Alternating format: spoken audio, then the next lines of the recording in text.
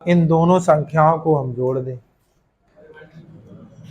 आप बताइए 27 और 34 कितना हुआ?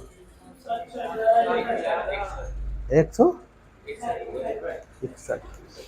अब 61 को आप 5 से भाग दो, 5 एकम 5 दूनी। इतनी बात समझ में आ गई?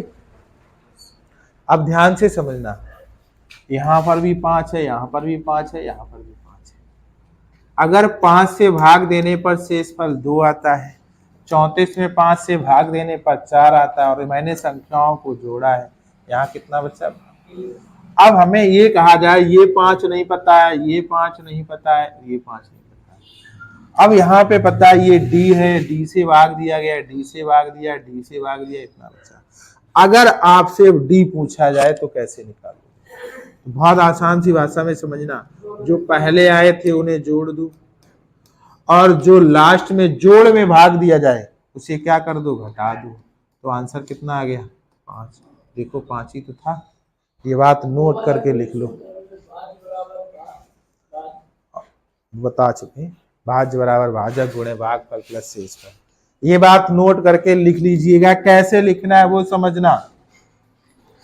यदि कोई संख्या मान लो x है और डिवाइड कर रहे हो आप d से, और रिमाइंडर आपका कितना आ रहा है? r1। ठीक है, रिमाइंडर कितना आ रहा है, या रिमाइंडर कितना आ रहा है? a। दूसरी संख्या है y और डिवाइड बाई d कर रहे हो, और रिमाइंडर कितना आ रहा है? v। अब इन दोनों संख्याओं के जोड़ को आप कितने से भाग दे रहे हो? d से, और रिमाइंडर आपका कितना आ रहा है? c। तो अब आपसे अगर आपसे d पूछा जाए तो d की वैल्यू क्या होगी? इन दोनों को जोड़ दोगे और क्या कर दोगे? माइनस। तो a प्लस बी माइनस सी। ये बात नोट करके लिख लीजिए कॉपी में।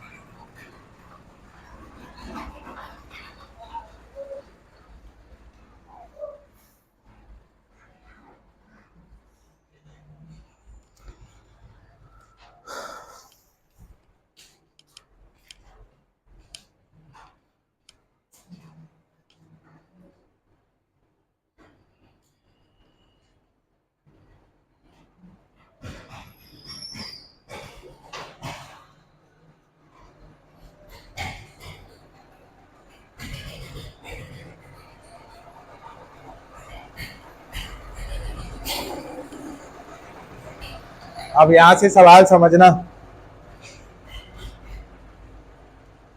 पहला सवाल देखिएगा।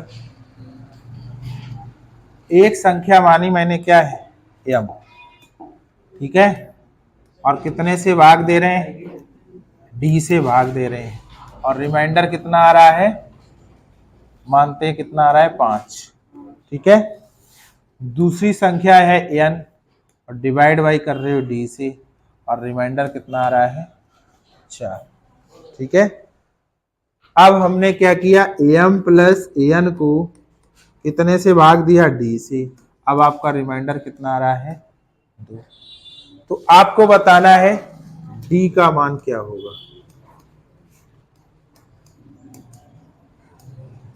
अब बताइए, बताओ। हमने क्या बताया था आपको? इन दोनों को जोड़ लिया करें तो 5 4 9, और 2 माइनस कर दो, कितना आंसर? 7। ठीक, समझ में आ गई बात? बताओ भाई, ध्यान से समझिएगा। मैंने बोला था इन दोनों को जोड़ के और ये माइनस कर दिया करें, कितना आंसर आएगा? 7। अगला बताना भाई, एक और सवाल।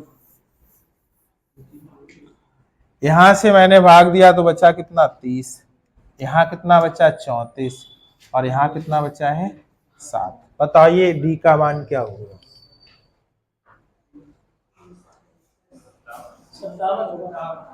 कितना आएगा? ध्यान से समझिएगा। इन दोनों को जोड़ दो, कितना हो गया? 64, और भाग माइनस कितना कर दो? 7। तो 64 में 7 चला गया, कितना बचा? 57। 2 प्रकार के हो गए। कल आपको इसकी हम जो क्वेश्चन आते हैं एग्जाम के आए हुए सवाल कराते हैं। ठीक है, अब अगली बात समझना। ध्यान से समझना।